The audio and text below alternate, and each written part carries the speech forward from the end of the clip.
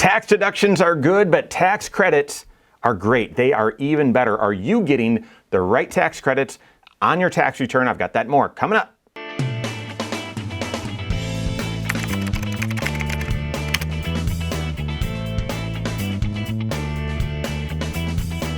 My name's Mike Bernard. I'm the host of the Wise Money Show. I'm also one of the certified financial planners right here at Korhorn Financial Group. Make sure you hit that subscribe button, turn on notifications, and smash that thumbs up button. When you look at your tax return, and I know most of you don't see it this way, but you've got all of your income up in the first section, okay? So that's wages, and some pre-tax things come out of your wages, some deductions come out of your wages. But then you've got interest and dividends, capital gains, maybe business income, retirement income, so withdrawals from retirement accounts, Social Security, pensions, those sorts of things, other income.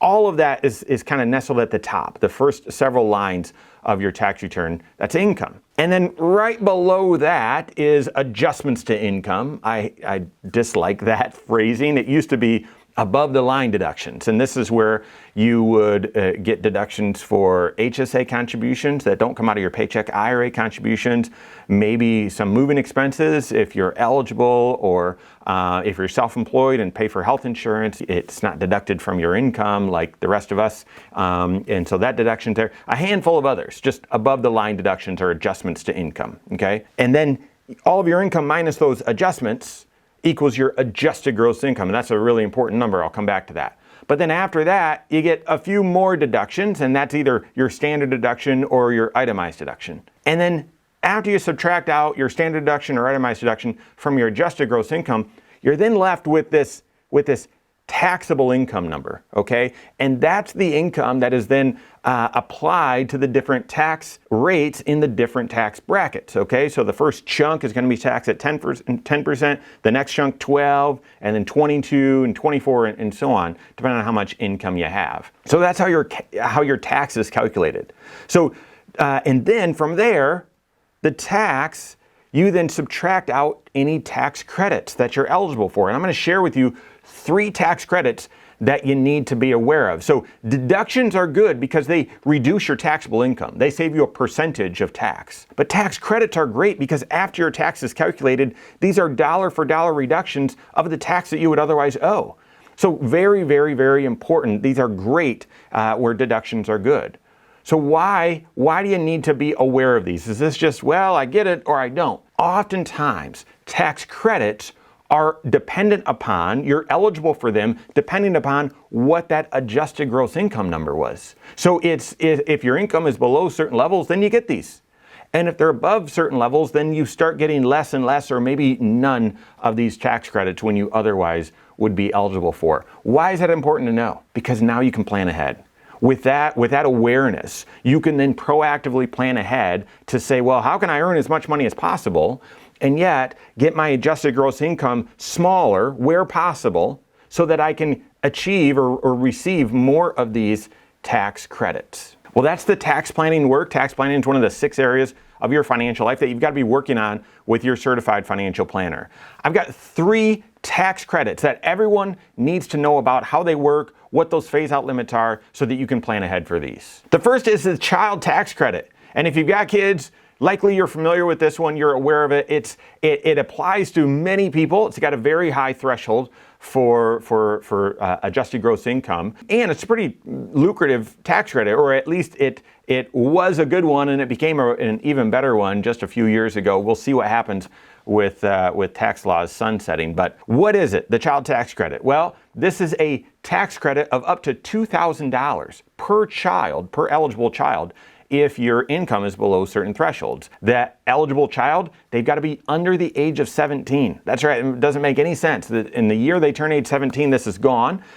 They changed these rules a little bit during COVID, but they weren't permanent. So it's still under the age of 17 is what's needed. And they've got to be a U.S. citizen. They've got to be a dependent on your tax return. And if that's the case, then you get this $2,000 child tax credit as long as your income is below certain thresholds. And what's that threshold? Well, married filing jointly, that modified adjusted gross income needs to be $400,000 or below in order for you to get. That's where you might hear Congress or politicians talk about $400,000. So for whatever reason, they pulled that number out of the hat. I have no idea. I don't know if there was any thinking related to that, but married, filing jointly, $400,000 and below, single individuals, $200,000 and below, and you're going to receive that child tax credit. If your income is such that you've got a lot of deductions and it wipes out all of your income, and then you've got these tax credits, well, up to $1,700 of these $1,700 of these tax credits, the child tax credit is actually refundable to you.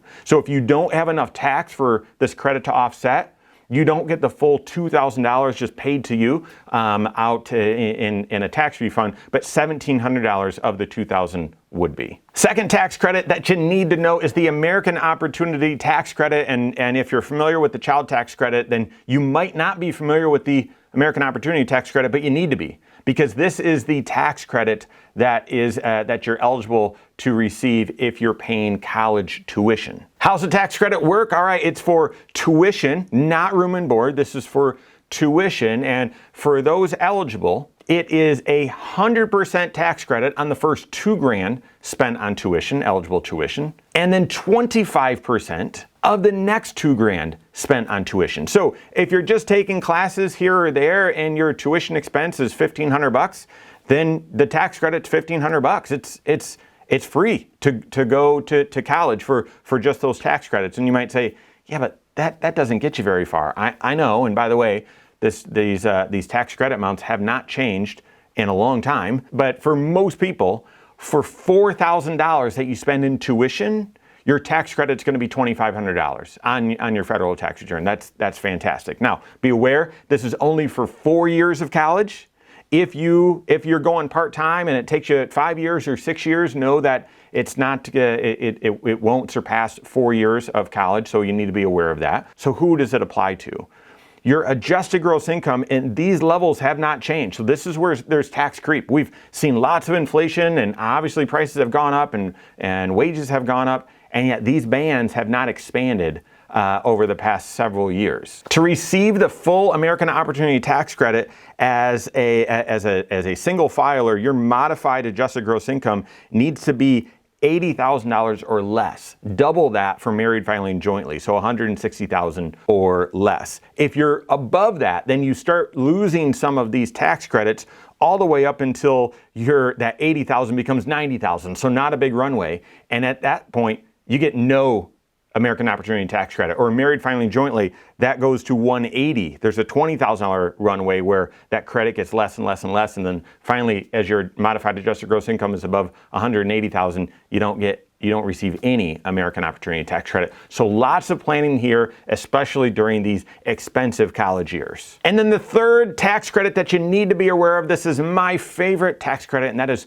the Retirement Savers Contribution Credit. That's right. Why is it my favorite? It's because you get a tax credit above and beyond other tax deductions or tax benefits for something that you should be doing anyway, and that is saving up for your retirement. Who's eligible? You got to be 18 or older. You can't be a student. You can't be a dependent on someone else's tax return. Other than that, it's fair game. Now, the adjusted gross income limits are a lot lower, okay? This is there for those of you that have a lower taxable income, lower adjusted gross income, and yet are still saving for retirement. This is a tax credit where the IRS is saying, hey, great job, fantastic, here's some a tax credit for still saving up for retirement when your income's at these levels. This tax credit is even more complicated than the others because depending on where your adjusted gross income is, the tax credit could be 50% of the first $2,000 that you contribute towards retirement, could be 20% of the first $2,000 or 10% of the first $2,000. So the contribution, the phase out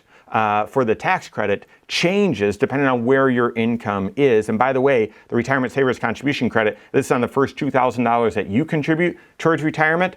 401k, IRA, Roth IRA, same thing, but also your spouse as well. So if you're married and your income is below these thresholds, make sure you each are contributing $2,000 to your retirement accounts to double the tax benefit and get the most out of it. But take a look here at the grid that shows what your tax credit would be depending on what your adjusted gross income is. And married filing jointly, once your adjusted gross income is above $76,500, no longer eligible for the Retirement Savers Tax Credit. Here's the point. Proactive tax planning can help you have visibility on, well, what tax credits could you receive, but are on the verge of not receiving or not getting all of it because your income is now kind of teetering right on a threshold, any of these thresholds that I mentioned.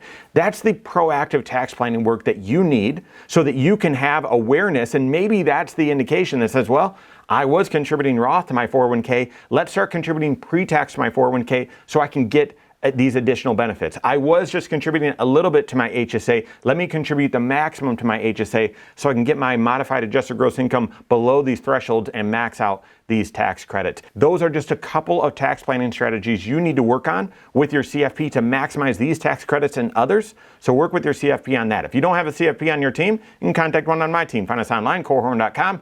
That's Korhorn with K, wisemoneyshow.com. You can find us there as well, or give us a call, 574-247-5898. All right, there you have it. Go out and take your next wise step in your financial life.